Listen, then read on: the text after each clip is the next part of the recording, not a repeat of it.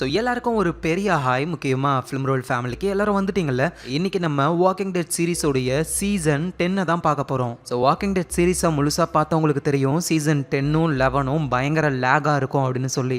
ஏதோ எடுக்கணுமே அப்படின்னு ஒரு கண்டென்ட்டும் இல்லைனாலும் ஒரு எபிசோடையே ஓட்டியிருப்பாங்க. அதோட நிறைய கம்மியான ரேட்டிங்ஸ் இருக்கிற எபிசோட்ஸ்லாம் இந்த 2 சீசனில் நிறையா இருக்கும். ஆனால் நீங்கள் ஒன்றும் கவலைப்பட தேவையில்லை, லேகே இல்லாமல் இந்த மொத்த சீசனையும் சூப்பராக பார்த்துடலாம். ஸோ சீசன் 9ல் என்ன நடந்தது, விஸ்பரர்ஸ்ன்ற ஒரு புது கேங்கு ஜாம்பி மாதிரியே அலைஞ்சிக்கிட்டு இருக்காங்க. ஸோ அவங்க ஹென்ரி, டெரானு இந்த மாதிரி ஆட்களெல்லாம் கொன்று எல்லை கூட போட்டிருக்காங்க. அதை தாண்டி நம்ம ஆளுங்க வரவே கூடாது. ஆனால் பனி புயல் வந்ததுனால வேற வழி இல்லாமல் அந்த எல்லை கூட தாண்டி அவங்க இடத்துக்கு போக வேண்டியதாக ஆயிடுச்சு. ஸோ அப்புறம் அலெக்சாண்ட்ரியாவில் இருக்கிற நம்ம நீகனும் ஜூடியத்தெல்லாம் காப்பாத்துறாரு. நல்லவனா மாறுற மாதிரி தான் தெரியுது, ஆனால் முகத்தை பார்த்தா அப்படி தெரியல. ஸோ இதுக்கப்புறம் என்ன ஆச்சுன்னு தான் இந்த சீசனில் நம்ம பார்க்க போகிறோம். நீங்கள் பார்த்துக்கிட்டு இருக்கிறது ஃபிலிம் ரோல். யார் யாரெல்லாம் சப்ஸ்கிரைப் பண்ணலையோ ஞாபகமாக சப்ஸ்கிரைப் பண்ணி உங்கள் ஃபிலிம் ரோலை சப்போர்ட் பண்ணுங்க.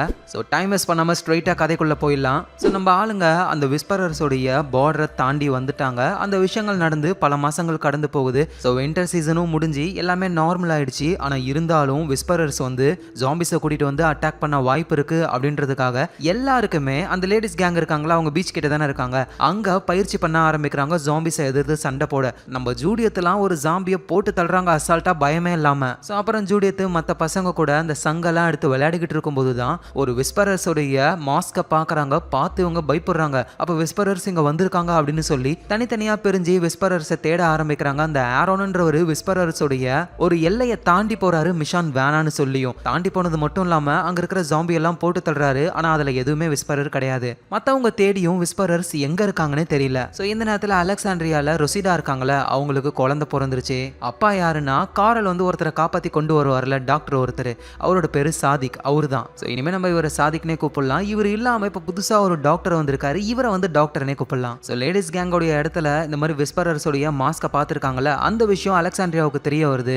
எல்லாருமே லிடியா மேலே தான் கடுப்பாக இருக்காங்க. ஏன்னா லிடியாவுடைய அம்மா தானே ஆல்ஃபாவே. ஸோ நம்ம நீகனை வந்து லிடியாவை சமாதானப்படுத்துறாரு. இப்போ நீகனை ஜெயிலெல்லாம் அடைக்கல, ஆளு கொஞ்சம் வெளியே சுதந்திரமா சுத்துறாரு. ஆனால் இருந்தாலும் அவரை பார்த்துக்க ஒரு ஆளு கூடவே இருக்காரு. ஸோ அப்போதான் திடீர்னு வானத்தில் ஒரு விண்கல் வர மாதிரி தெரியுது. நல்லா பார்க்கும்போது தான் செயலிழந்து போன ஒரு செயற்கைக்கோள் அது இப்போ பூமியில விழுற மாதிரியே வருது. ஸ்ட்ரைட்டா இவங்க இருக்கிற காட்டு பகுதியில விழுந்து காட்டு தீ உருவாகுது. அந்த தீ மட்டும் பெருசா பரவுச்சு அப்படின்னா அவ்வளவுதான், மொத்த கம்யூனிட்டியும் காலி ஆயிடுவாங்க. ஒரே வழி அதை அணைக்கணும். ஆனா அணைக்கணும் அப்படின்னா விஸ்பரர்ஸோடைய எல்லையை தாண்டி போயிட்டு தான் இவங்க அணைக்கணும். வேற வழி இல்லாம எல்லையை தாண்டி அணைக்க ஆரம்பிக்கிறாங்க. ஸோ இப்படி இவங்க நிறைய தடவை எல்லையை தாண்டியும் விஸ்பரர்ஸ் ஒண்ணுமே பண்ணாததுனால இவங்க புரிஞ்சுக்கிறாங்க, வின்டர் டைம்ல குளிர் தாங்க முடியாம எல்லா விஸ்பரர்ஸும் இறந்து போயிட்டாங்க அப்படின்னு. அதை நினைச்சு கேரோலும் டெருலும் பேசிக்கிட்டு இருக்கும்போது தான் அப்ப தூரத்துல ஒரு உருவம் வருது. அது ஆல்ஃபாவோட உருவம் தான். இதை கேரோலும் பார்க்குறாங்க, செம்மையா கடுப்பாக்குறாங்க. ஏன்னா ஆல்ஃபா ஹென்ரியை கொண்டு இருக்காங்க. ஸோ அப்படின்னா விஸ்பரர்ஸ் சாகல, உயிரோட தான் இருக்காங்க. ஸோ இப்போ கதை அப்படியே ஆல்ஃபாவுடைய ஃப்ளாஷ்பேக்கு போகுது. ஆக்சுவலாக ஆல்ஃபா வந்து சின்ன பொண்ணா இருக்கிற லிடியாவை கூட்டிட்டு இந்த ஜாம்பிஸ் கிட்ட இருந்து தப்பிக்க ஜாம்பியோட ஜாம்பியா நடந்து வர ஆரம்பிக்கிறாங்க. அப்படி ஒரு இடத்துல தான் அந்த பீட்டா, அதான் ஹைட்டா ஒருத்தர் இருப்பார்ல, அவரை பார்க்குறாங்க. அவரு ரொம்பவே சோகத்தில் இருக்காரு. ஏன்னா அவரோட ஃப்ரெண்டே ஜாம்பியா மாறிட்டாரு. ஆனால் அவரை கொல்ல முடியல. ஸோ நம்ம ஆல்ஃபா தான் பீட்டாவுடைய ஃப்ரெண்டை கொன்னு பீட்டாவுக்கு ஹெல்ப் பண்றாங்க. அதுக்கப்புறமா இறந்து போன அந்த ஃப்ரெண்டோட முகத்தை கிழிச்சு தான் பீட்டா மாட்டிப்பாரு. அவங்க 2 பேருமே உண்மையான பேரை சொல்லிக்காம ஏபின்னு ஒரு பேரை வச்சுக்கிறாங்க. அதுதான் ஆல்ஃபா பீட்டான்னு மாறுது. ஸோ அப்புறம் தான் இவ்வளோ பெரிய கூட்டத்தையே கிரியேட் பண்ணி ஒரு மிருகம் மாதிரி வாழ்ந்துகிட்டு இருக்காங்க. ஸோ இப்போ ஆல்ஃபா வந்து அவங்க கூட்டத்தில் ஒரு பெரிய பொய்யை சொல்லி வச்சிருக்காங்க. என்னன்னா லிடியாவை நானே கொன்னுட்டேன் அப்படின்னு சொல்லியிருக்காங்க. ஆனால் உண்மை என்னன்னா அவங்க கொல்லாம தான் வந்திருப்பாங்க.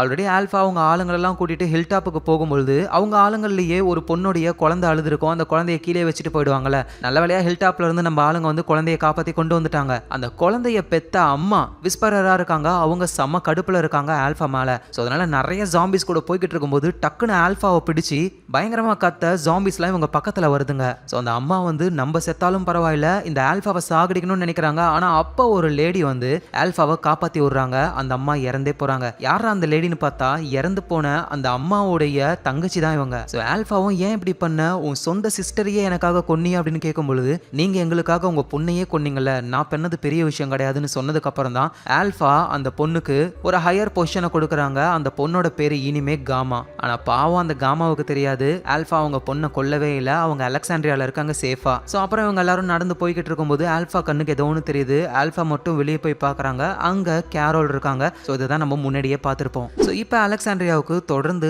நிறைய ஜாம்பிஸ்லாம் வர ஆரம்பிக்குது. அதை எதிர்த்து சண்டை போட்டுக்கிட்டே இருக்காங்க. சண்டை போட கொஞ்ச நேரம் கழிச்சு புது புது ஜாம்பிஸா கும்பல் கும்பலா வந்துகிட்டே இருக்குங்க. ஸோ நம்ம ஆளுங்களுக்கு தெரிய வருது இது எல்லாத்துக்கும் காரணம் விஸ்பரர்ஸ் தான். ஏன்னா கேரோல் சொல்லியிருப்பாங்க ஆல்ஃபாவை நான் பார்த்தேன் அப்படின்னு சொல்லி. ஸோ அவங்க தான் நம்மளை டார்ச்சர் பண்றதுக்காகவே ஜாம்பிஸ் அனுப்பிக்கிட்டு இருக்காங்கன்னு புரிஞ்சுக்கிட்டு விஸ்பரர்ஸ் கூட ஒரு மீட்டிங்கை ஏற்பாடு பண்றாங்க. அந்த மீட்டிங்ல ஆல்ஃபா என்ன சொல்றாங்க அப்படின்னா, நீங்க நிறைய தடவை எங்க எல்லையை தாண்டி வந்திருக்கீங்க, அது எல்லாத்தையும் நாங்க பார்த்துக்கிட்டு தான் இருந்தோம். ஸோ அதுக்கான தண்டனை என்ன அப்படின்னா எங்களோட எல்லை இன்னும் பெருசாக போகுது அப்படின்னு சொல்ல கடுப்பான கேரோல் ஆல்ஃபாவை ஷூட் பண்ண வர எல்லாரும் தடுத்து விடுறாங்க. இங்க நம்ம ஆளுங்களுக்கும் வேற வழி இல்லை, சரி ஓகே உங்க எல்லையை பெருசாக்கிக்கோங்க, நாங்க கண்டிப்பா வர மாட்டோம்னு சொல்றாங்க. ஸோ எல்லாருமே கடுப்புல தான் இருக்காங்க. ஆனா கேரோல் தான் ரொம்ப ரொம்ப கோவத்துல இருக்காங்க. ஏன்னா அவங்க பையன் ஹென்ரி அந்த ஆல்ஃபா கொண்டு இருக்கா, நம்மளால ஒண்ணுமே பண்ண முடியலையே அப்படின்னு சொல்லி. இந்த நேரத்துல ஹில் டாப்ல ஒரு பெரிய மரம் தடுப்பு சுவர்ல விழுந்து நிறைய ஜாம்பிஸ் உள்ள வர ஆரம்பிக்குது. எல்லாரும் சண்டை போடுறாங்க. ஸோ இதெல்லாம் பண்ணது விஸ்பரர்ஸ் தான் அப்படின்னு நம்ம ஆளுங்களுக்கு தெரிஞ்சாலும் எதிர்த்து ஒன்றும் பண்ண முடியல. ஏன்னா திடீர்னு ஒரு ஆயிரக்கணக்கான ஜாம்பிஸ் வந்துருச்சுன்னா அவ்வளவுதான் எல்லாரும் காலி ஆயிடுவாங்க. ஸோ அதனால எல்லா கம்யூனிட்டி ஆளுங்களும் விஸ்பரர்ஸ் மேல காண்டுல இருக்காங்க. அந்த கோவத்தை லிடியா மேல காட்டுறாங்க. அதுவும் அலெக்சாண்ட்ரியால இருக்கிற பசங்களாம் லிடியாவை வம்பு பண்ண ஆரம்பிக்கிறாங்க. நைட்டு தூங்கிட்டு இருக்கும்போது வெளியே கூட்டிட்டு வந்து லிடியாவை செம்மாடி அடிக்கிறாங்க. உங்க அம்மா தான் எங்களை டார்ச்சர் பண்றது அப்படின்னு. ஸோ கரெக்டா அந்த இடத்துக்கு நம்ம நீகன் வராரு. அவரு தடுத்து விட ட்ரை பண்றாரு. அந்த பசங்க கேட்கற மாதிரி இல்ல. அதனால ஒரு 2 தட்டு சும்மா தாங்க தட்டுறாரு. அதுல ஒருத்தன் செத்தே போயிடுறான். ஸோ இந்த விஷயம் அலெக்சாண்ட்ரியால இருக்கிறவங்களுக்கு தெரிய வந்து ஒரு மீட்டிங்கை வைக்கிறாங்க. நீகன் அடுத்தது என்ன பண்ணலாம் அப்படின்னு சொல்லி. ஸோ நீகனுக்கு தண்டனையை கொடுக்கணும்னு ஹில் டாப்ல மரம் விழுந்து தடுப்பு சுவர் உடைஞ்சு போச்சுல, அதை நீகன் தான் கட்டணும் அப்படின்னு நீகனை கூட்டிட்டு போலான்னு பார்த்தா செல்லுக்குள்ள இருந்த நீகன் காணோம். ஆளு எஸ்கேப் ஆயிட்டாரு. ஏன்னா நீகனுக்கு தெரியும் இத்தனை வருஷத்துல இப்பதான் நம்மள வெளியே விட்டுருக்காங்க, அகைன் ஒரு கொலையை பண்ணிட்டோம், இனிமே இவங்க நம்மள சேர்த்துக்க மாட்டாங்க அப்படின்னு எஸ்கேப் ஆகி வெளியவே போயிட்டாரு. ஸோ இந்த நேரத்துல நம்ம கிங் இருக்கார்ல, அவருக்கு ஏதோ தொண்டையில வலின்னு சொல்லி போய் பார்த்தா அவருக்கு தைராய்டு கேன்சர் இருக்கான். ஸோ அவரோட ஃபேமிலியில வந்திருக்கு, இப்போ அவருக்கும் வந்துருச்சு. ஸோ கிங்கும் சாக போறாரு கொஞ்சம் கொஞ்சமா. அவரும் நம்ம சயின்டிஸ்ட் இருக்கார்ல, அவர் என்ன பண்றாருன்னா ரேடியோவை டியூன் பண்ணி பார்த்துக்கிட்டே இருக்கும் பொழுது சடனா ஏதோ ஒரு லேடி பேசுறாங்க. ஸோ பதிலுக்கு இவரும் பேசுறாரு. 2 பேருமே நல்லா ஒரு கெமிஸ்ட்ரி ஒர்க் அவுட் ஆகி பேச ஆரம்பிக்கிறாங்க. ஸோ அந்த பொண்ணு சயின்டிஸ்ட் கிட்ட தெளிவா சொல்லுது, நான் உங்ககிட்ட பேசுறத உன் ஆளுங்க கிட்ட சொல்லாத, இல்லைன்னா நான் பேச மாட்டேன்னு சொல்ல நம்ம சயின்டிஸ்டும் யாருக்கிட்டையும் சொல்லாம அந்த பொண்ணு கூட ஜாலியா பேசிக்கிட்டு இருக்காரு ஆளு. எங்க அலெக்சாண்ட்ரியால இருந்து தப்பிச்சு போன நீகனு அவர் மட்டும் பொறுமையா போய்கிட்டு இருக்கும்போது திடீர்னு ஒரு பையன் வரான். அந்த பையனும் அலெக்சாண்ட்ரியால இருந்து தான் தப்பிச்சு வரானே.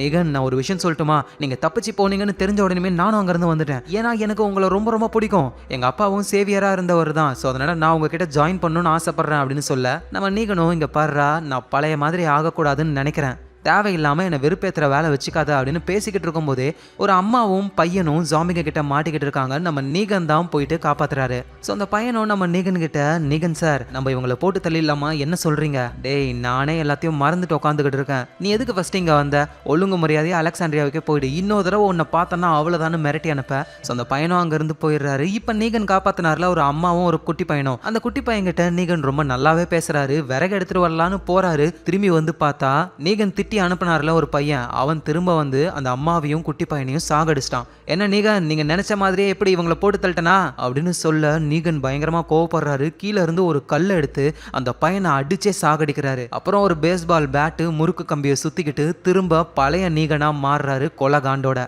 ஸோ நேரம் எங்க போறாருன்னா அந்த விஸ்பரர்ஸோடைய பார்டரை தாண்டி போறாரு. இதை விஸ்பரர்ஸும் பார்த்து பிடிச்சிடுறாங்க. நம்ம நீகனுக்கு விஸ்பரர்ஸை பார்த்து பயமே இல்லை. இன்னும் சொல்லப்போனா அவர் யாரை பார்த்தும் பயப்பட மாட்டாரு. இங்க பாருங்க, உங்களோட எதிரிங்க தான் இப்ப எனக்கும் எதிரிங்க. ஏன்னா 8 வருஷமா அந்த ஜெயிலுக்குள்ளேயே அடைச்சு வச்சிருந்தானுங்க. நானும் திருந்தி ஒழுங்கா தான் இருந்தேன். திடீர்னு ஒருத்தன் என்ன திரும்பவும் வெறியேற்றி விட்டுட்டான், எனக்கு பழி வாங்கணும்னு தோணுது அப்படின்னு நீகன் சொல்ல ஆல்பா பீட்டா காமா இவங்க எல்லாரும் நீகனை ஏத்துக்கிறாங்க. ஆனா நீகனை செம்மையா வேலை வாங்குறாங்க, பள்ளம் தோண்ட சொல்றாங்க, பன்னியை பிடிச்சி கொல்ல சொல்றாங்க, சாப்பாடும் ஒழுங்கா போட மாட்டாங்க. ஸோ கடுப்பான நீகனு கத்துறாரு. உடனே அந்த பீட்டா என்ன பண்றாருன்னா நீகன் பக்கமா நிறைய ஜாம்பிஸை ஏவி விட்டுறாரு. ஸோ அவ்வளவுதான், நீகன் தப்பிக்க வாய்ப்பே இல்லை. அடுத்த நாளும் ஆகுது. பீட்டா ஆல்பா கிட்ட, பாத்தியா அவன் ஒன்றும் ஸ்ட்ராங்கானவெல்லாம் கிடையாது, வீக்கானவன், அதோட அவ்வளோ ஜாம்பிஸை கொல்ல நம்மளாலேயே முடியாது அப்படின்னு சொல்லும் பொழுது, இப்போவாவது சோறு போடுவீங்களாடா அப்படின்னு ஒரு குரல். யாருன்னு பார்த்தா நீகன் தான். அப்படியே அந்த பேஸ்பால் பேட் எடுத்துக்கிட்டு வராரு. ஃபுல்லா ரத்தமா இருக்கு அந்த பேட்டு ஃபுல்லாவே. எல்லா ஜாம்பியும் ஒரே ஆளாவே போட்டு தள்ளிட்டு, என்னம்மா என்ன பாக்குறீங்க, சாப்பாடு போடுங்க பசிக்குது எனக்கு அப்படின்னு சொல்லிட்டு சீனா போறாரு. ஸோ பீட்டாவுக்கும் ஆல்பாவுக்கும் தெளிவா புரியுது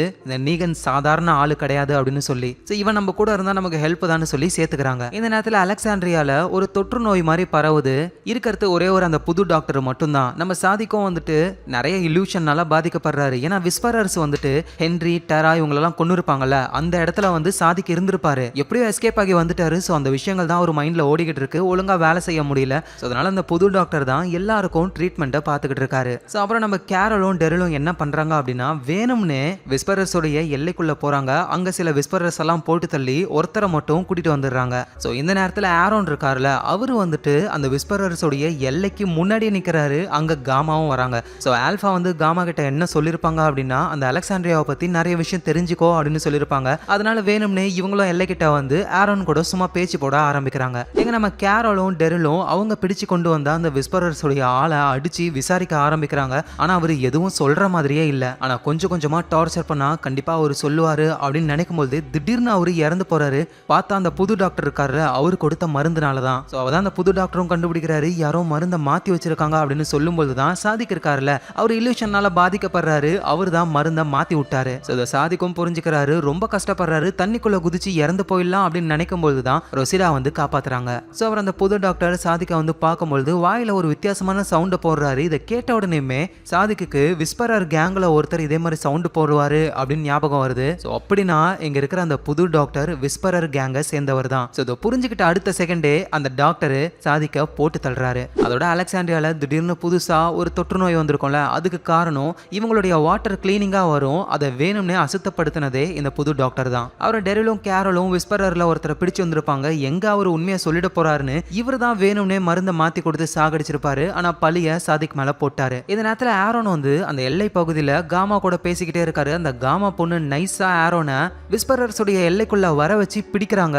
அந்த நேரத்துல நம்ம கேரோல் அங்க வந்துடுறாங்க, கூட லிடியாவை கூட்டிட்டு. லிடியாவை பார்த்த உடனே காமா ஷாக் ஆகுறாங்க. ஏன்னா ஆல்பா அவங்க பொண்ணையே கொன்னுட்டாங்கன்னு சொல்லியிருப்பாங்க. ஆனா இப்ப லிடியா உயிரோட இருக்கா. இது தெரியாம நம்ம சிஸ்டரையே ஆல்பாவுக்காக கொன்னுட்டுமே அப்படின்னு ரொம்ப சோகமாகி அங்க இருந்து ஓடுறாங்க.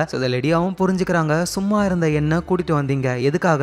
ஏன்னா என்ன மனுஷியா நீங்க பார்க்கல, என்ன வச்சு யூஸ் பண்ணிக்கிறீங்க, உங்களுக்கும் அந்த விஸ்பரர்ஸ்க்கும் வித்தியாசமே கிடையாது அப்படின்னு சொல்லிட்டு லிடியா கோச்சிக்கிட்டு அங்க இருந்து போறாங்க. அதுவும் விஸ்பரர்ஸோடைய எல்லைக்குள்ளேயே போயிடுறாங்க. இந்த நேரத்தில் அலெக்சாண்ட்ரியால ரொசிடா அவங்க வீட்டுக்கு போகும்பொழுது அங்க அந்த புது டாக்டர் இருக்காரு கையில கத்தியோட. நீ என்ன பண்ற அப்படின்னு கேட்ட உடனே அவரு ரொசிடாவை அட்டாக் பண்ண வர்றாரு. ஆனா ரொசிடா அவங்கள அடிச்சு போட்டுறாங்க. பின்னாடியே பார்த்தா சாதிக்கு ஜாம்பியா வந்துகிட்டு இருக்காரு. ஸோ அவரை கொண்டுட்டு புது டாக்டரை பிடிச்சி போடுறாங்க. அவரை விசாரிக்கும் பொழுது அவர் எதுவுமே சொல்ல மாட்டேன் அப்படின்னு சொல்றாரு. ஸோ ஃபாதரும் கடுப்பாகி அந்த புது டாக்டரை போட்டு தள்ள ஆரம்பிக்கிறாரு. இப்போ அலெக்சாண்ட்ரியா ஹில்டாப்னு எல்லாருமே கேரோல் மேலதான் செமையா கடுப்பாகிறாங்க. ஏன்னா அவங்க தான் தேவையில்லாம விஸ்பரர்ஸோடைய எல்லைக்குள்ள போயிட்டு ஒருத்தரை பிடிச்சி வந்திருப்பாங்க. இப்போ உங்களால தான் ப்ராப்ளம் அப்படின்னு சொல்லி கடுப்பாகிறாங்க கேரோல் மேல. ஆனா அதெல்லாம் கண்டுக்காம கேரோல் வந்து என்ன பண்றாங்கன்னா லிடியாவை தேட ஆரம்பிக்கிறாங்க. விஸ்பரர்ஸோடைய எல்லையை தாண்டி போயே எங்க டெரிலுக்கும் ஒரு விஷயம் தோணுது, கேரோல் ஏதோ ஒரு விஷயத்த பிளான் பண்றாங்க அப்படின்னு. ஸோ இந்த நேரத்தில் மிஷானு ஜூலியத்து இன்னொருத்தர்லாம் சேர்ந்து ஒரு லைப்ரரிக்கு போறாங்க. அங்க ஜாம்பிஸ் அட்டாக் வருது.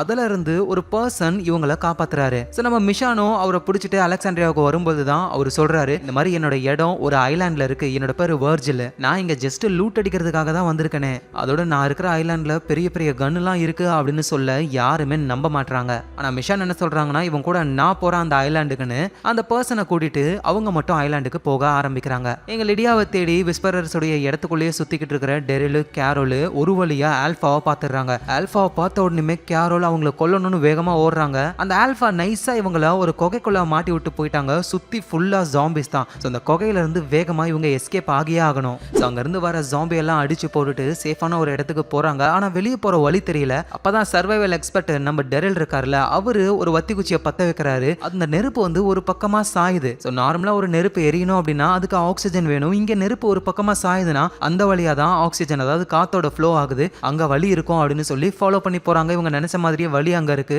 எல்லாரும் வெளியே வந்துடுறாங்க. ஆனா ஒருத்தர் குண்டா இருக்காரு, அவரால் வர முடியல. அவரோட காலை ஜாம்பிலாம் பிடிக்க வரும்பொழுது கரெக்டான நேரத்துல அவர் வெளியே தூக்கிடுறாங்க. ஸோ எப்படியோ ஒரு வழியா இவங்க எஸ்கேப் ஆயிட்டாங்க. இங்க விஸ்பரர் கேங்க சேர்ந்த அந்த காமான்ற பொண்ணு அவங்களுக்கு நல்லாவே தெரிஞ்சிச்சு ஆல்பா நம்மள ஏமாத்துறாங்க அப்படின்னு. ஏன்னா அவங்க லிடியாவை கொல்லவே இல்லை. ஸோ அதனால இப்போ ஆரன் கூட நல்லா அவங்க பேச ஆரம்பிக்கிறாங்க. அலெக்சாண்ட்ரியாவுக்கு சப்போர்ட் பண்ண ஆரம்பிக்கிறாங்க. ஸோ அதே டைம்ல விஸ்பரர்ஸ் கேங்ல வேண்டா விருப்ப தான் இருக்காங்க. இந்த விஷயத்த நம்ம நீகன் நோட் பண்றாரு. நேரா ஆல்பா கிட்ட போயிட்டு, இந்த மாதிரி காமான ஒரு பொண்ணு இருக்காளே, அவ எனக்கு தெரிஞ்சு நமக்கு துரோகம் பண்றான்னு நினைக்கிறேன். ஏன்னா எனக்கு துரோகிகளை நல்லாவே தெரியும், அவளை கொஞ்சம் வாட்ச் பண்ணுன்னு சொல்ல ஆல்பா நம்புற மாதிரியே இல்லை. எனக்காக அவ சிஸ்டரையே கொண்டவ, அவ அந்த மாதிரிலாம் பண்ண மாட்டா அப்படின்னு நீகனை பிடிச்சி ஒரு இடத்துல தள்ளி விடுறாங்க. பார்த்தா அந்த இடமே கப்படிக்குது. என்னடான்னு பார்த்தா அது விஸ்பரர்ஸ்லாம் கக்கா போற இடமா. அடா கன்றாவியன்னு நீகன் எழுந்துக்கிறாரு அங்கிருந்து. ஸோ ஒருவேளை நீகன் சொன்னது உண்மையா கூட இருக்கலாம் அப்படின்னு ஆல்பா சந்தேகப்பட ஆரம்பிக்கிறாங்க. அதுக்கு ஏத்த மாதிரியே அந்த காமா வெளியே போனவங்க திரும்ப வரவே இல்லை. ஸோ கன்ஃபார்மே பண்ணிடுறாங்க. பீட்டா கிட்ட போயிட்டு அவ கண்டிப்பா அலெக்சாண்ட்ரியால தான் இருக்கணும், போயிட்டு அவளை கொண்டு வா அப்படின்னு சொல்ல பீட்டாவும் அங்க இருந்து போறாரு. எங்க ஆல்பா வந்து நீகனை முழுசா நம்ப ஆரம்பிக்கிறாங்க. அதோட நீகனுக்கும் ஆல்பாவுக்கும் இடையில ஒரு லவ்வும் செட் ஆகுது. ஸோ அந்த காமா வந்து அலெக்சாண்ட்ரியாவுக்கு தான் போயிருக்காங்க. அங்க இருக்கிறவங்க செல்லில் அடைக்கிறாங்க. விசாரிக்கும் போது தான் இந்த மாதிரி ஆல்பா எங்க எல்லாருக்கும் துரோகம் பண்ணிட்டா, இதுக்கு மேல நான் அவ கீழே வேலை செய்ய மாட்டேன் அப்படின்னு சொல்றாங்க. எங்க அந்த குகையில இருந்து தப்பிச்ச எல்லாருமே அவங்க இடத்துக்கு போகும்போது நம்ம டெரில் ஆல்பாவையும் அவங்க ஆளுங்களையும் பாக்குறாரு. ஸோ இவரு மட்டும் தனியா போயிட்டு அட்டாக் பண்ண ஆரம்பிக்கிறாரு. டெரிலுக்கு செம்ம அடிப்படுது. அவர் ஆல்பாவையும் செம்மையா அடிச்சிடுறாரு. ஸோ முட்டில வேற கத்தி குத்து வாங்கிட்டு அப்படியே ஓரமா ஒரு இடத்துல போய் ஒளிஞ்சுக்கிறாரு. அங்க ஆல்பாவும் வராங்க. அவங்களுக்கும் செம்மையா அடிபட்டு இருக்கு. சவுண்ட போட்டு ஜாம்பிஸ் எல்லாம் அங்க வர வைக்க ஆரம்பிக்கிறாங்க. ஆனா டெரில் முடியலனாலும் அந்த ஜாம்பி எல்லாம் போட்டு தள்ளுறாரு. ஸோ நல்ல வேலையா அந்த இடத்துக்கு லிடியா வந்துட்டாங்க. லிடியா கோச்சுக்கிட்டு சுத்திக்கிட்டு இருக்காங்க. அங்கதான் அவங்க டெரில காப்பாத்தி அலெக்சாண்ட்ரியாவுக்கு வராங்க. வரும்பொழுது அவங்க நினைச்சிருந்தா ஆல்பாவா அங்கேயே கொண்டு இருக்க முடியும். ஆனா என்னதான் இருந்தாலும் அவங்க அம்மா தானே அப்படின்னு சொல்லி விட்டுட்டு வந்துடுறாங்க. இந்த நேரத்துல பீட்டா வந்து நைஸா அலெக்சாண்ட்ரியாக்குள்ள நுழைஞ்சிடுறாரு. அங்க அந்த பொண்ணு காமாவை பிடிக்க ட்ரை பண்றாரு. ஆளுங்களெல்லாம் போட்டு தள்ளி காமாவை பிடிச்சு அங்க இருந்து கொண்டு வரும்பொழுது அலெக்சாண்ட்ரியாவுடைய ஆளுங்கெல்லாம் காமாவை காப்பாத்துறாங்க. பீட்டா வேற வழி இல்லாம அங்க இருந்து தெரிச்சுக்கிட்டு ஓடுறாரு. ஸோ இந்த நேரத்துல ஆல்பா செமையா கடுப்பாக்குறாங்க. இப்ப பீட்டாவை கூட அவங்க கண்டுக்கிறது கிடையாது. நீகன் தான் எல்லாமே. நீகன் கையில ஒரு குச்சியை கொடுத்து கையில அடிக்க சொல்றாங்க. இது ஆல்பாவை நல்லா ஸ்ட்ராங் ஆக்குமா. இதுக்கு மேல நம்மளால வெயிட் பண்ண முடியாது. என் பொண்ணே இறந்தாலும் சரி நம்ம அட்டாக் பண்ணணும் அப்படின்னு நிறைய ஜாம்பிஸை கூட்டிட்டு ஹில் டாப்புக்கு போக ஆரம்பிக்கிறாங்க. நம்ம நீகன் என்ன சொல்றாருன்னா, அவங்கள கொல்லாம நமக்கு அடிமைகளா அவங்கள வச்சுக்கலாம், அப்படிதான் நான் ஒரு பெரிய சாம்ராஜ்யத்தை உருவாக்கினேன் அப்படின்னு சொல்ல ஆல்பாவும் அவங்கள நான் கொல்ல மாட்டேன், ஆனா அவங்க ஜாம்பியா மாறுவாங்க, அப்புறம் நம்ம கூட தான் சுத்துவாங்க அப்படின்னு சொல்றாங்க. ஸோ இந்த நேரத்தில் ஹில் டாப்புக்கு ஆபத்துன்னு சொல்லி எல்லாரும் ஹில் டாப்புக்கு வர ஆரம்பிக்கிறாங்க.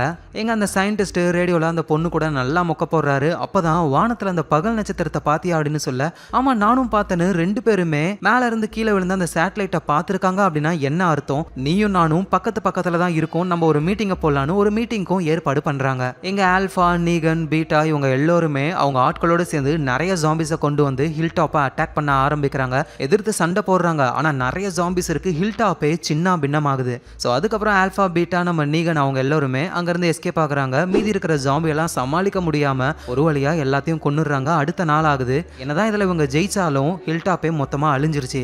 ஸோ இதுக்கு காரணம் கேரோல் தான். ஏன்னா அவங்க தான் தேவையில்லாம எல்லையை தாண்டி போய் பிரச்சனையை கொண்டு வந்தாங்க அப்படின்னு எல்லாருமே சொல்றாங்க. எங்க நம்ம ஆல்பா திரும்பவும் ஜாம்பிஸ் எல்லாம் கலெக்ட் பண்ணி அகைன் இன்னொரு அட்டாக் பண்ணலாம், கண்டிப்பா அந்த தடவை அவங்களால தப்பிக்க முடியாது அப்படின்னு சொல்லி ஜாம்பியை கலெக்ட் பண்ற வேலையை நம்ம நீகன் கிட்ட தான் கொடுக்குறாங்க. அவரும் ஒரு ஜாம்பி கிட்ட போயிட்டு தலைவரும் மாஸ்க்லாம் போட்டிருக்காரு, அப்படியே ஜாம்பி மாதிரியே நடிக்கிறாரு. ஆனா அந்த ஜாம்பி பின்னாடி வரவே மாட்டேங்குது. நான் கூப்பிட்டே வரமாட்டியா அப்படின்னு அந்த ஜாம்பி அடிச்சு கொள்றாரு. அப்பதான் தூரத்துல லிடியா இருக்கிறத பாக்குறாரு. ஆஹா, லிடியாவை பிடிச்சு கொடுத்தா ஆல்பா சந்தோஷப்படுவாங்கன்னு லிடியாவை ஃபாலோ பண்ணி போகும்பொழுது அங்க ஆரோன் இருக்காரு. ஆரோன் நம்ம நீகனை பார்த்து செம்மையா கடுப்பாகிறாரு. ஏண்டா டேய், நீ நல்லவனா மாறிட்ட அப்படின்னு நம்பணும், இப்படி பண்ணிட்டியா அப்படின்னு சொல்லும் பொழுது டக்குன்னு நீகனு அங்க இருக்கிற ஜாம்பி எல்லாம் ஆரோன் மேல ஏத்தி விட்டுட்டு லிடியாவை பிடிக்கிறாரு. லிடியாவை கொண்டு போய் ஒரு இடத்துல அடைச்சும் வைக்கிறாரு. இங்க பீட்டா என்ன பண்றாருன்னா, அந்த காமான்ற பொண்ணை போட்டு தள்ளணும்னு நேரா போயிட்டு அந்த பொண்ணை பிடிச்சிடுறாரு. அந்த பொண்ணை சாகடிக்க அவ ஜாம்பியா மாறிடுறா. ஸோ அப்படியே ஆல்பா கிட்ட கொண்டு வரலான்னு ட்ரை பண்ணும்பொழுது அலெக்சாண்ட்ரியாவுடைய ஆளுங்க ஜாம்பியா இருக்கிற காமாவை போட்டு தள்ளுறாங்க. பீட்டாவும் அங்க இருந்து எஸ்கேப் ஆகி ஓடுறாரு. எங்க நம்ம நீகன் ஆல்பாவை பார்த்து, இங்க பாருங்க உங்க பொண்ணு லிடியாவை நான் பிடிச்சிட்டேன், அடைச்சு வச்சிருக்கேன்னு சொல்ல ஆல்பாவுக்கு அவ்வளோ சந்தோஷம். அப்படியே நேரா நீகன் கூடவே போறாங்க. நீகன் அடைச்சு வச்சிருந்தா அந்த டோரை திறக்கிறாரு. பார்த்தா உள்ள யாரையுமே காணோம். அவ எங்க போனா அப்படின்னு ஆல்பா திரும்பும்பொழுது நீகன் கத்தியாலேயே ஆல்பாவோட கழுத்திலேயே ஒரு போடு. அவ்வளவுதான் அவங்க கதை முடியுது. ஸோ அப்புறம் நீகன் அந்த ஆல்பாவுடைய தலையை துண்டா வெட்டி அதை ஒரு கோணிப்பையில போட்டு ஒரு பர்சன் கிட்ட கொடுக்கறாரு. யாரான்னு பார்த்தா கேரோல் தான். ஆக்சுவலா கேரோலும் நீகனும் போட்ட பிளான் தான் இது. நீகனை தப்பிக்க விட்டு இந்த மாதிரி ஆல்பாவை போட்டு தள்ளுன்னு சொல்லியிருப்பாரு. நீகனும் ஆல்பாவோட கும்பல் கூடயே சேர்ந்து அவங்கள நம்பிக்கையான ஒரு ஆளா மாறி இப்ப ஆல்பாவையே போட்டு தள்ளிட்டாரு. ஸோ அப்படின்னா என்ன அர்த்தம், நீகன் உண்மையிலேயே மாறிட்டாரு. இப்ப அவரு நம்ம அலெக்சாண்ட்ரியாவுக்கும் அவங்களுடைய மக்களுக்காகவும் தான் இருக்காரு. இப்ப கதை அப்படியே மிஷான் கிட்ட போகுது. மிஷான் அந்த வர்ஜில் அப்படின்ற ஒரு கூட அந்த ஐலாண்டுக்கு போறாங்க கன்லாம் எடுக்கிறதுக்காக. ஆனா அந்த ஐலாண்டுக்கு போனதுக்கு அப்புறம் தான் தெரியுது ஆக்சுவலா அந்த வர்ஜிலோடைய ஃபேமிலி எல்லாம் இறந்து போயிட்டாங்க. அவங்க ஜாம்பியா இருக்காங்க. இவரால் அவங்கள கொல்ல முடியல. சோ நம்ம மிஷான் தான் போயிட்டு அவங்கள கொன்னு அவங்களுக்கு இறுதி மரியாதையை செலுத்துறாங்க. திடீர்னு அந்த வர்ஜில் என்ன பண்றாரு அப்படின்னா, நம்ம மிஷானை ஒரு ரூம்ல அடைச்சு வச்சிடுறாரு. இவங்கள மாதிரி இன்னும் 3 பேரை ஆல்ரெடி அடைச்சு வச்சிருக்காரு. ஏன் இவர் இப்படி பண்றாருன்னா ஒரு பயத்தினால தான் பண்றாரு. ஸோ அந்த மிஷானும் புரிஞ்சுக்கிறாங்க. வெளியே வந்துட்டு அவரை எதுவும் பண்ணவே இல்லை, அந்த ஆயுதங்கள்லாம் இருக்குன்னு சொன்னியே அது மட்டும் எங்க இருக்குன்னு காட்டு அப்படின்னு சொல்லும் பொழுது இந்த வர்ஜில்ன்றவர் நிறைய இடத்துக்கு போயிட்டு நிறைய பொருளெல்லாம் கொண்டு வந்து இங்க வச்சிருக்காரு. அப்படி ஒரு பூட்டை பாக்குறாங்க. அது நம்ம ரிக்கோட பூட்டு. அதை பார்த்த உடனே மிஷான் ஷாக் ஆகுறாங்க. உடனே அந்த வர்ஜில் கிட்ட அந்த பூட்டை எங்க இருந்து எடுத்தேன்னு கேட்க, இவங்க நான் நிறைய இடத்துல இருந்து பொருள் எடுக்கிறேன், எது எது எங்கன்னுலாம் எனக்கு ஞாபகம் இல்ல, வாங்க நாங்க அந்த கன் இருக்கிற இடத்த காட்டுறேன் அப்படின்னு சொல்லி ஒரு கப்பலுக்கு இவங்க போறாங்க. அந்த கப்பல்ல பார்த்தா இவங்க எதிர்பார்த்த மாதிரி கன்ஸ் எதுவுமே கிடையாது, எடுத்துட்டு போயிட்டாங்க போல. சோ மிஷானும் கடுப்பாக்குறாங்க. அப்பதான் அந்த கப்பல்ல ஒரு மொபைல் போன் ஒன்னு இருக்கு. அதுல நம்ம மிஷானும் ஜூடியத்தையும் வரைஞ்சு வச்சிருக்காங்க. மேல ரிக்னு போட்டிருக்கு. இதை பார்த்த உடனே மிஷான் புரிஞ்சுக்கிறாங்க இதை ரிக் தான் பண்ணிருக்கணும். அப்படின்னா ரிக் இந்த ஐலாண்ட்ல தான் எங்கேயோ இருக்காரு அப்படின்னு கண்டுபிடிக்கிறாங்க. உடனே வாக்கி டாக்கில அவங்க பசங்களான ஜூடியத் கிட்டையும் ஆர்ஜி கிட்டையும் பேசுறாங்க. இதுக்கப்புறம் நான் அங்க வரமாட்டேன், அப்பாவை தேடி போக போறேன் அப்படின்னு நம்ம ரிக்க இந்த ஐலாண்ட்ல அவங்க தேட ஆரம்பிக்கிறாங்க. அப்ப ரெண்டு பேரும் மிஷான் கிட்ட ஹெல்ப் கேட்கறாங்க, என்ன காப்பாத்துங்கன்னு. தூரத்துல பார்த்தா ஒரு ஆர்மி சோல்ஜர்ஸ் மாதிரி படையா கிளம்பி போய்கிட்டு இருக்காங்க. மிஷானை இவங்களை காப்பாத்தி அந்த படை எங்க போகுது அப்படின்னு சொல்லி பின்னாடியே போறாங்க. அவ்வளவுதான், இதோட நம்ம மிஷானோட சாப்டர் முடியுது. இதுக்கப்புறம் மிஷானுக்கு ரிக்குலாம் என்ன ஆச்சு அப்படின்னு இன்னொரு series the walking dead the one who live அப்படின்ற அந்த சீரீஸ்ல சொல்லுவாங்க. ஸோ கதை அப்படியே நம்ம நீகன் கிட்ட வருது. நீகன் ஒருத்தரை கொலை பண்ணிட்டு செல்லில் இருக்கும்பொழுது கேரோல் தான் வந்து இந்த மாதிரி எனக்காக நீ அந்த ஆல்ஃபாவை கொல்லணும், அப்படி மட்டும் கொன்னிட்டனா எங்க நம்ம குரூப்லயே நீ நிம்மதியா வாழலாம், அதுக்கு நான் ஏற்பாடு பண்ணுவேன் அப்படின்னு சொல்லியிருப்பாங்க. நீகனும் பண்ணிட்டாரு. ஆனா இப்ப கேரோல் வந்து அதுக்கு ஒத்துக்க மாட்டாங்க. ஏன்னா நீகன் ஆல்ஃபாவை ரொம்ப சீக்கிரமா கொண்டு இருக்கணும், ரொம்ப லேட் பண்ணிட்டாரு. இங்க ஹில்டாப்பே மொத்தமா சின்ன பின்னமாயிடுச்சு. இப்ப மக்கள் எல்லாருமே உயிருக்கு பயந்து ஒரு ஹாஸ்பிட்டல் ஒன்று இருக்கு, அங்கதான் ஒளிஞ்சு வாழ ஆரம்பிக்கிறாங்க. அதோட நடந்த எல்லாத்துக்கும் காரணம் கேரோல் தான் அப்படின்னு சொல்லி பழியும் இருக்கு. அதனால நீகன் கிட்ட கொஞ்ச நாள் நீ இங்கேயே இரு, நான் அப்புறமா யோசிச்சு சொல்றேன்னு சொல்றாங்க. நீகன் கடுப்பாக்குறாரு. இப்ப உன் ஆளுங்க என்ன பார்த்தாங்கன்னா அவங்களும் என்ன போடுவாங்க, விஸ்பரர்ஸ் பார்த்தா அவங்களும் என்ன போடுவாங்க அப்படின்னு புலம்பிக்கிட்டே ஆளு போறாரு. இவர் நினைச்ச மாதிரியே டெரில் கிட்ட மாட்டிக்கிறாரு. டெரிலும் நீகன் மேல கடுப்பாக்குறாரு. அதான் சொல்றேனே உன்ன மாதிரி ஆளுங்கெல்லாம் திருந்தவே மாட்டாங்க அப்படின்னு சொல்ல, டேய் நான் திருந்திட்டேன்டா, ஆல்ஃபாவை போட்டு தள்ளியாச்சு, பிரச்சனை கிடையாது. அதோட இதெல்லாம் பண்ண சொன்னது கேரோல் தான், அவகிட்ட போய் கேளு. நீ போய் சொல்ற, உன்னோட ட்ரிக்ஸ்லாம் என்கிட்ட வேலை செய்யாதுன்னு சொல்ல, வேணா டெரில் நீ என் கூடவே வா, ஆல்ஃபாவோட தலையை குச்சியில தான் சொருகி வச்சிருக்கோம், காட்டுறேன் அப்படின்னு போய் பார்த்தா அங்க ஆல்ஃபாவோடைய தலையை காணும், யாரோ எடுத்துட்டு போயிட்டாங்க போல. டெரிலும் கடுப்பாகிறாரு, என்கிட்டயே போய் சொல்றியான்னு போது டக்குன்னு டெரில ஒரு குரூப் சுத்து போடுது விஸ்பரர்ஸ். ஸோ அவங்களுக்கு வந்து நம்ம நீகன் தான் ஆல்ஃபாவை போட்டு தள்ளினாரு அப்படின்ற விஷயம் தெரியல. நீகன் கிட்டே வந்து ஆல்ஃபா இறந்து போயிட்டாங்க, இதுக்கப்புறம் நீங்க தான் எங்களுக்கு ஆல்ஃபா அப்படின்னு சொல்லி கன்னெல்லாம் கொடுக்குறாங்க. நீகனும் பாத்தியா டெரில், ஆல்ஃபா இறந்து போயிட்டாங்க, நான் சொன்ன நீ நம்பவே இல்லை அப்படின்னு அந்த விஸ்பரர்ஸை போட்டு தள்ளிட்டு டெரில் கூட அவரு கிளம்ப ஆரம்பிக்கிறாரு. ஸோ டெரிலுக்கும் புரியுது நீகன் நல்லவன் தான் அப்படின்னு. ஸோ நம்ம கேரோலும் நீகனும் தான் ஆல்ஃபாவோட தலையை இங்கே வச்சாங்க, அது காணும், யார் எடுத்திருப்பா அப்படின்னா அந்த பீட்டா தான். பீட்டா ஆல்ஃபாவோடைய தலையை எடுத்துக்கிட்டு அது வந்து ஜாம்பியா மாதிரி பேசிக்கிட்டு இருக்கு, அது கூடலாம் இவர் பேசுறாரு. ஸோ ஆல்ஃபாவை இந்த மாதிரி பண்ணவங்களை நம்ம சும்மா விடக்கூடாது அப்படின்னு ஒரு இடத்துக்கு போயிட்டு மியூசிக்கை போட்டு விட நிறைய ஜாம்பிஸ் வருது. ஆல்ஃபாவோட அந்த தலையை கொன்னு ஆல்ஃபாவோடைய தோலையும் மாஸ்கா போட்டுக்கிட்டு அந்த எல்லா ஜாம்பிஸையும் கூட்டிட்டு நம்ம ஆளுங்களை அழிக்கிறதுக்காக ஒரு வர ஆரம்பிக்கிறாரு. எங்க அலெக்சாண்ட்ரியா, கிங்டம், ஹில்டாப் இவங்க எல்லாருமே ஒரு ஹாஸ்பிட்டல்ல தான் இருக்காங்க. அவங்களுக்கு தெரியும் கண்டிப்பா ஒரு பெரிய படை வரப்போகுது, அதை எதிர்த்து சண்டை போடணும் அப்படின்னு. ஸோ இவங்களுக்கு ஹெல்ப்புக்கு வரது லேடிஸ் கேங் மட்டும் தான், மற்றபடி யாருமே கிடையாது. அப்பதான் நம்ம சயின்டிஸ்ட் இருக்காருல்ல, அவர் ரேடியோல ஒரு பொண்ணு கூட பேசிக்கிட்டு தானே இருக்காரு. அந்த பொண்ணு ஒரு மீட்டிங்க்கு ஏற்பாடு பண்ணிருப்பாங்க. அங்க போயிட்டு அந்த பொண்ணுகிட்டயும் ஒரு கம்யூனிட்டி இருக்கும், அவங்க கிட்ட ஹெல்ப் கேட்கலாம், ஸோ அவங்க வந்து ஹெல்ப் பண்ணுவாங்க அப்படின்னு சயின்டிஸ்ட், கிங், அப்புறம் இன்னொரு லேடி, இவங்க 3 பேரும் கிளம்பி போக ஆரம்பிக்கிறாங்க. ஸோ இவங்க ஒரு புது சிட்டிக்கு போறாங்க. அந்த சிட்டில எந்த ஒரு ஆபத்து வேணாலும் இருக்கலாம், அதை தாண்டி தான் அந்த ரேடியோல பேசின லேடியை மீட் பண்ண முடியும். அப்படி அந்த சிட்டிக்குள்ள போகும்பொழுது நல்லா பஞ்சு மிட்டாய் கலர்ல ட்ரெஸ் போட்டுக்கிட்டு ஒரு பொண்ணு நிக்கிறாங்க, கையில கன்னை வச்சுக்கிட்டு. அவங்க சும்மா பேசுறாங்க தொணன்னு பேசிக்கிட்டே இருக்காங்க. அங்க சில ஜாம்பிஸ்லாம் வருது, அதை அவங்க கையில இருக்கிற கன்னால ஷூட் பண்ண அந்த சவுண்டை கேட்டுட்டு நம்ம சயின்டிஸ்ட், கிங், அந்த லேடிலாம் வந்து குதிரை பிச்சுக்கிட்டு ஓடுது. ஐயோ ரொம்ப சாரிங்க, தெரியாதரமா சொல்லிட்டேன், என் கூட வாங்க, இங்க இருந்து வெளியே போகிறது எனக்கு தெரியும், அதோட ஒரு சூப்பரான வண்டி ஒன்று இருக்கு, அது மூலியமா நம்மளால வேகமா போக முடியும், அதுல செயின்லாம் இருக்கும், ரொம்ப சூப்பரா இருக்கும் அப்படின்னு சொல்ல, ஒருவேளை இந்த பொண்ணு டேங்கரை வச்சிருக்கா போல, எங்களை சீக்கிரம் அந்த இடத்துக்கு கூட்டு போ அப்படின்னும் பொழுது அந்த பொண்ணு கூட்டிட்டு போக ஆரம்பிக்கிறாங்க. அவங்க பேர் வந்து பிரின்சஸ். அப்படியே நடந்து போய்கிட்டே இருக்காங்க. ஒரு இடத்துக்கு போகும்போது அந்த பிரின்சஸ் 1 2 3 எண்ணிக்கிட்டு பொறுமையா நடக்கிறாங்க. நம்ம ஆளுங்க கடுப்பாகி என்ன ஒழுங்கா நடந்து போகாம 1 2 3 எண்ணிக்கிட்டு பொறுமையா போற அப்படின்னு சொல்லும்போது இங்க ஃபுல்லா கண்ணி வெடிகளா இருக்கு, அதனால தான் நான் பொறுமையா நடந்து போறேனே. எது கண்ணி வெடியா, போய் சொல்லாத, உடனே பாட்டில தூக்கி போட்டா டொமான்னு வெடிச்சு செதறது, நிறைய கண்ணி வெடி இருக்கு. ஆனா நீங்க ஒன்றும் கவலைப்படாதீங்க, எனக்கு இந்த ரூட் தெரியும், என் பின்னாடியே வாங்கன்னு அழகா கூட்டிட்டு போயிடுறாங்க. அப்புறம் நான் சொன்னல அந்த சூப்பரான வண்டி இங்க தான் இருக்குன்னு கொண்டு வந்து காட்டுறாங்க. பார்த்தா அது சைக்கிள். அடி பாவி, சைக்கிளுக்கா இவ்வளோ பிட்ட போட்ட அப்படின்னு வேற வழி இல்ல, சைக்கிள்ல எல்லாரும் ஏறி போக ஆரம்பிக்கிறாங்க. இந்த நேரத்துல அந்த பீட்டா நிறைய ஜாம்பிஸை கூட்டிட்டு வந்து நேரா அந்த ஹாஸ்பிட்டலுக்கு வந்துட்டாரு. ஸோ ஹாஸ்பிட்டலுக்குள்ள நம்ம ஆளுங்க இருக்காங்க, சண்டை போறது முடியாத காரியம். ஆனா இருந்தாலும் ட்ரை பண்ணலாம்னு நினைக்கிறாங்க. எப்படி இந்த விஸ்பரர்ஸ்லாம் ஜாம்பியோடைய மாஸ்க போட்டுக்கிட்டு ஜாம்பி கூட சுத்துறாங்களோ அதே மாதிரி ஒரு ஹூடட் Dress அதுல ஜாம்பியோடைய ரத்தத்தெல்லாம் தடவிக்க ஜாம்பி உங்க பக்கத்துல வரவே வராது. சோ அது மூலியமா ஜாம்பிக்குள்ள இவங்க பூந்து போக ஆரம்பிக்கிறாங்க தனித்தனியா பிரிஞ்சு. இப்போ இவங்க ஜாம்பிஸை தடுக்க தேவையில்லை, ஜாம்பிஸ்களுக்குள்ள ஒளிஞ்சுக்கிட்டு இருக்கிற விஸ்பரர்ஸை கண்டுபிடிக்கணும். மேல இருந்து ஆயுதங்களை வச்சுட்டு ஆட்கள் ரெடியா இருக்காங்க. நம்ம லிடியாவுக்கு எது ஜாம்பி எது விஸ்பரர்னு தெரியும். சோ மேல இருந்தே அடையாளம் காட்ட ஒரு ஆளா போட்டு தள்ள ஆரம்பிக்கிறாங்க. இந்த நேரத்துல சில விஸ்பரர்ஸ்லாம் ஹாஸ்பிடலுக்குள்ளேயே நுழைஞ்சு சண்டை போட ஆரம்பிக்கிறாங்க. நம்ம ஆளுங்க மாட்டிருப்பாங்க. அந்த டைம்ல தான் மேகியும் கூட மாஸ்க் போட்ட ஒரு ஆளும் இன்னும் சில பேரும் வந்திருக்காங்க. சோ அவங்க விஸ்பரர் கூட சண்டை போட்டு ஜாம்பியை எதிர்த்தும் சண்டை போட ஆரம்பிக்கிறாங்க. நம்ம மேகி கூட வந்தது ரிக்கா தான் இருக்கணும், அதான் மாஸ்க் போட்டுக்கிட்டு இருக்காரு அப்படின்னு நம்ம நினைப்போம். ஆனா அது ரிக்கு கிடையாது. சோ அந்த ஹுட்டி எல்லாம் போட்டுக்கிட்டு ஜாம்பி கூட்டத்துல இருந்து வெளியே போய் நிறைய மியூசிக் பாக்ஸ் எல்லாம் வச்சிருக்காங்க.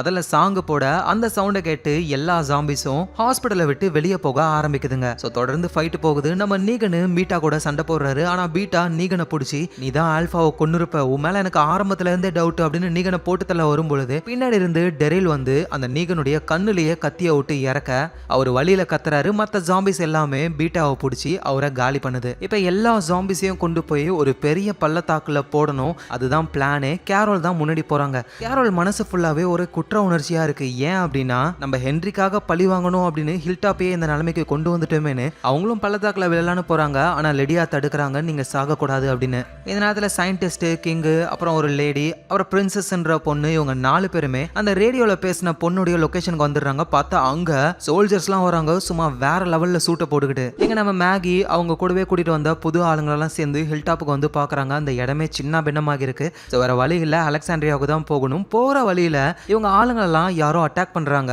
ஆக்சுவலா மேகி கூட வந்தவங்கலாம் இருக்காங்கல்ல, அவங்க வந்து ரீப்பர் அப்படின்ற ஒரு குரூப்னால பாதிக்கப்பட்டிருப்பாங்க. அதே குரூப் தான் அட்டாக் பண்ணிருக்கு அப்படின்றத புரிஞ்சுக்கிறாங்க. ரீப்பரோட ஆளுங்க வந்து கிரெனேட் எல்லாம் போட்டு விடுறாரு, எல்லாத்துல இருந்தும் எஸ்கேப் ஆகுறாங்க. ஸோ ரீப்பர்னு ஒரு புது குரூப்னால இப்ப ப்ராப்ளம் வர ஆரம்பிக்குது. ஸோ அதெல்லாம் தாண்டி மேகியும் அவங்க ஆளுங்களும் அலெக்சாண்ட்ரியாவுக்கு வராங்க. அங்க நம்ம நீகனை பாக்குறாங்க, கடுப்பாக்குறாங்க. ஆனா நீகன் நிறைய ஹெல்ப் பண்ணிருக்காருன்ற விஷயமும் அவங்களுக்கு தெரிய வருது. ஆனா இருந்தாலும் மேகி இருக்கிற இடத்துல நீகன் இருக்கக்கூடாது அப்படின்னு கேரோல் என்ன பண்றாங்கன்னா நீகனை அலெக்சாண்ட்ரியால இருந்து கொஞ்சம் தூரம் தள்ளி இருக்கிற ஒரு இடத்துல விட்டுடுறாங்க. நான் உங்ககிட்ட இப்படி சொல்லி ப்ராமிஸ் பண்ணல, எங்க கூடவே சேர்ந்து வாழலாம் தான் சொன்னேன். ஆனா இப்போதைக்கு நீ இருந்துக்கோ, எல்லாம் நார்மல் ஆனதுக்கு அப்புறம் நீ அங்க வரலாம் அப்படின்னு சொல்லிட்டு போறாங்க. ஸோ நீகன் தனியா அந்த இடத்துல இருக்க ஆரம்பிக்கிறாரு. ரொம்ப கடுப்பாகுது, ஸ்ட்ரெஸ் ஆகுறாரு ஆளு. அவரு கண்ணுக்கு அந்த சேவியர்ஸுடைய லீடரா இருந்த நீகன் வர மாதிரியும், இங்க பாருடா டே, என்ன மாதிரி நீ இருக்கும் பொழுது உங்ககிட்ட எல்லாமே இருந்தது, ஆனா இப்போ உங்ககிட்ட எதுவுமே கிடையாது அப்படின்னு சொல்ற மாதிரி நீகனுக்கு தெரியுது. நீகன் கடுப்பாகி கையில இருக்கிறதெல்லாம் தூக்கி அடிக்கிறாரு. ஸோ அவதான் நீகனும் மனசுக்குள்ளேயே ஒரு விஷயத்த சொல்ல ஆரம்பிக்கிறாரு. சேவியர்ஸ்க்கு லீடரா நிறைய பேரை கொலை பண்ணும் பொழுது நீகன் கிட்ட எல்லாமே இருந்தது, இப்ப எதுவுமே இல்ல, அது உண்மைதான். ஆனா இப்ப நீகன் கிட்ட ஒரு விஷயம் இருக்கு, அதுதான் நிம்மதி. அது சேவியர்ஸ்க்கு லீடரா இருக்கும் பொழுது இருந்த அந்த நீகன் கிட்ட கிடையாது. ஸோ அப்படியே நீகன் அவருடைய பாஸ்ட்டை நினைச்சு பார்க்க ஆரம்பிக்கிறாரு. ஆக்சுவலா நீகன் வந்து ரொம்பவே ஒரு நார்மலான லைஃபை வாழ்ந்தவர் தான். அவர் ஒரு ஜிம் டீச்சரு. அவரோட ஒய்ஃபு கூட ரொம்ப சந்தோஷமான லைஃபை தான் வாழ்றாரு. கேம் விளையாடிக்கிட்டே இருப்பாரு ஆளு எப்ப பார்த்தாலும். அப்பதான் ஒரு நாள் அவங்க ஒய்ஃப் வந்துட்டு மெடிக்கலுக்கு டெஸ்ட்டுக்கு போகும்பொழுது அங்க அவங்களுக்கு கேன்சர் அப்படின்ற விஷயம் தெரிய வருது. ஸோ அந்த விஷயத்த நம்ம நீகன் கிட்ட சொல்லலான்னு கால் பண்றாங்க. ஆனா நீகன் பிஸியா இருக்காரு. அப்புறம் நீகனோட ஒய்ஃபோட ஃப்ரெண்ட் ஒருத்தங்க அவங்களுக்கு கால் பண்ணலான்னு பார்த்தா அவங்களும் பிஸியா இருக்காங்க. ஸோ இவங்க கண்டுபிடிச்சிடுறாங்க நம்ம ஹஸ்பண்ட் நீகனும் நம்ம ஃப்ரெண்டும் ஒரு தொடர்புல இருக்காங்கன்னு. அவங்க நினைச்சதும் உண்மைதான். ஸோ அதெல்லாம் நினைச்சு ரொம்ப கஷ்டப்படுறாங்க. வீட்டுக்கு வந்து இந்த மாதிரி எனக்கு கேன்சர்னு சொல்ல நீகனும் துடிச்சு போறாரு. அதுக்கப்புறமா தான் அந்த ஜாம்பி வைரஸ்லாம் பரவ ஆரம்பிக்குது. இவங்க வீட்டுக்குள்ளேயே இருக்காங்க. அவரோட ஒய்ஃபுக்கு தேவையான மெடிசன்ஸ் எல்லாம் வாங்கி வீட்லயே வச்சு ட்ரீட்மெண்ட் பார்க்கறாரு, அந்த கீமோதெரப்பி எல்லாம். ஸோ ஒய்ஃப் வீட்லயே தான் இருப்பாங்க. நம்ம நீகன் மட்டும் வெளியே போயிட்டு லூட் அடிச்சு வந்து தேவையான பொருள்லாம் வச்சு சமைச்சு சாப்பிட்டுக்கிட்டு இருப்பாங்க. ஒரு கட்டத்துல ஒரு ஜாம்பி நீகனை கடிச்சிருக்கும். அந்த நேரத்துல நீகனோட ஒய்ஃப் அவங்களுக்கு ட்ரிப்ஸ் ஏறிக்கிட்டு இருக்கு, அதோடவே வெளியே வந்து கன்னாலேயே அந்த ஜாம்பியை போட்டு தள்ளுறாங்க. ஸோ அப்புறம் வீட்டுக்கு வந்து கீமோதெரப்பி பண்றதுனால முடியெல்லாம் கொட்டி போயிடும்ல, அதனால நீகன் வெளியே லூட் அடிக்க போகும்போது அங்க விகெல்லாம் பார்த்தாருன்னா கொண்டு வந்துருவாரு. அது அவரோட ஒய்ஃபோட தலையில மாட்டிட்டு இவரும் விகெல்லாம் மாட்டிக்கிட்டு ரொம்ப சந்தோஷமா அவங்க டைமை ஸ்பெண்ட் பண்ண ஆரம்பிக்கிறாங்க. ஸோ இப்படியே நாட்கள் போகுது. அவரோட ஒய்ஃபுக்கு ட்ரீட்மெண்ட் பார்க்குற மெடிசன் இப்போ இல்லாம போகுது. ஸோ சீக்கிரமா அவர் கொண்டு வரணும், இல்லைனா ஒய்ஃப் இறந்து போயிடுவாங்க. நீகனும் வேக வேகமா போறாரு பக்கத்துல இருக்கிற மெடிக்கல் கேம்புக்கு. ஸோ அங்க அவங்க கிட்ட கெஞ்சி கூத்தாடி அந்த மெடிசன் எல்லாம் வாங்கிட்டு வரும்பொழுது ஒரு கேங்கு நம்ம நீகனை பிடிக்குது. அவரை கட்டி போட்டு நீ இந்த மெடிசன் எல்லாம் கொண்டு வந்திருக்க, எங்க இருந்து கொண்டு வந்தன்னு சொன்னா உன்னை விட்டுறேன் அப்படின்னு சொல்றாங்க. நீகனும் கெஞ்சுறாரு, நான் சீக்கிரமா வீட்டுக்கு போகணும், என் ஒய்ஃபுக்கு இந்த மெடிசன் எல்லாம் வேணும்னு சொன்னாலும் அவங்க கேட்கற மாதிரியே இல்ல, நீ ஃபர்ஸ்ட் ஆளுங்களை சொல்லு அப்படின்னும் போது நீகனும் உண்மையா சொல்லிடுறாரு. ஆனா அப்போ அந்த கேங் விடாம நாங்க போயிட்டு அந்த இடத்துல ஆட்கள் இருக்காங்களான்னு செக் பண்ணி அவங்கள கூட்டிட்டு வந்ததுக்கு அப்புறம் தான் நீ போகணும்னு ரொம்ப டிலே பண்றாங்க. ஒரு வழியா நம்ம நீகன் எங்க இருந்து மெடிசனை கொண்டு வந்தாரோ அங்க இருந்து அவங்க எல்லாம் பிடிச்சு கொண்டு வந்துட்டாங்க. சரி நீ உண்மையா தான் சொல்லிருக்க போ அப்படின்னு நீகனை விட்டுறாங்க. நீகனும் வேக வேகமா மெடிசன் எடுத்துட்டு அவரோட வீட்டுக்கு போறாரு. போய் பார்த்தா அவரோட ஒய்ஃப் வந்து ஜாம்பியா மாறி இருக்காங்க. ஏன்னா அவங்க இறந்து போயிட்டாங்க. சோ நீகன் ரொம்ப கஷ்டப்படுறாரு. அவருக்கு என்ன பண்றதுன்னு தெரியல. அவரோட ஒய்ஃப் அவருக்கு கொல்லணும்னு சுத்தமா தோணவே இல்ல. சோ இந்த இடத்துல தான் நீகன் டோட்டலா சேஞ்ச் ஆக ஆரம்பிக்கிறாரு. கையில ஒரு பேஸ்பால் பேட் எடுத்துக்கிட்டு அந்த முறுக்கு கம்பியெல்லாம் அதுல சுத்திக்கிட்டு இதுக்கு மேல இது வெறும் பேட் கிடையாது, இதுதான் என்னோட பொண்டாட்டி அப்படின்னு சொல்லி இவரோட ஒய்ஃப் இறந்து போனதுக்கு காரணம் யாரு? அந்த கேங் தானே. சோ அந்த கேங்க போட்டு தள்ளுறதுக்கு போறாரு. போனது மட்டும் இல்லாம அந்த கேங்ல இருக்கிற எல்லாரையுமே அடிச்சு சாகடிக்கிறாரு. சோ இதுக்கப்புறம் நான் உருவாக்குறேன் எனக்குன்னு சாம்ராஜ்யம், அதுல எல்லாருமே நல்லா இருக்கணும், எல்லாருக்கும் எல்லா பொருளும் கிடைக்கணும்னு அதுக்கப்புறம் தான் ஆட்களை சேர்த்து சேவியர்ஸ் அப்படின்ற ஒரு குரூப்பை உருவாக்குவாரு. அதுக்கப்புறம் தான் நிறைய ப்ராப்ளம் நடந்து இப்ப நீகன் ரொம்ப சோகமா தனியா உட்காந்து இது எல்லாத்தையும் நினைச்சு பார்த்துக்கிட்டு இருக்காரு. சடனா அவருக்கு என்ன தோணுச்சுன்னு தெரியல. நேரா திரும்பவும் அலெக்சாண்ட்ரியாவுக்கு வராரு. அங்க மேகி ஒரு மாதிரி முறைச்சு பாக்குறாங்க. கேரளும் போய் தடுக்கிறாங்க. நீ எதுக்கு இங்க வந்த? உன்னை அங்கதானே இருக்க சொன்ன, தேவையில்லாம பிரச்சனை ஆயிடும் அப்படின்னு சொல்ல நீகனும் என்ன ஆனாலும் நான் பாத்துக்கிறேன் அப்படின்னு சீனா அலெக்சாண்ட்ரியாக்குள்ள போறாரு. மேகியும் ஒரு மாதிரி முறைக்கிற மாதிரியே பாக்குறாங்க. இந்த இடத்துலயே சீசன் 10 முடியுது. சோ இதுக்கப்புறம் என்ன ஆக போகுது? ரீப்பர்னு ஒரு கேங் இருக்கே, அவங்களால என்ன பிரச்சனை வரும்? நம்ம சயின்டிஸ்ட் கிங், அந்த பிரின்சஸ், இன்னொரு லேடி, அவங்கலாம் ஒரு வித்தியாசமான சோல்ஜர்ஸ் கிட்ட மாட்டிக்கிட்டு இருக்காங்க. அவங்களுக்குலாம் என்ன ஆச்சுன்றது அடுத்த சீசன்ல தெரிய வரும். சோ அந்த சீசனோட இந்த வாக்கிங் டெட் சீரிஸே மொத்தமா முடியுது. நாளைக்கே நம்ம அதை பார்த்துடலாம். சோ நீங்க பார்த்துக்கிட்டு இருக்கிறது ஃபிலிம் ரோல். யாரெல்லாம் சப்ஸ்கிரைப் பண்ணலையோ மறக்காம சப்ஸ்கிரைப் பண்ணி உங்க சப்போர்ட்டை கொடுங்க. நாளைக்கு நம்ம வேற லெவல் எபிசோட்ல பார்க்கலாம். Lots of love guys.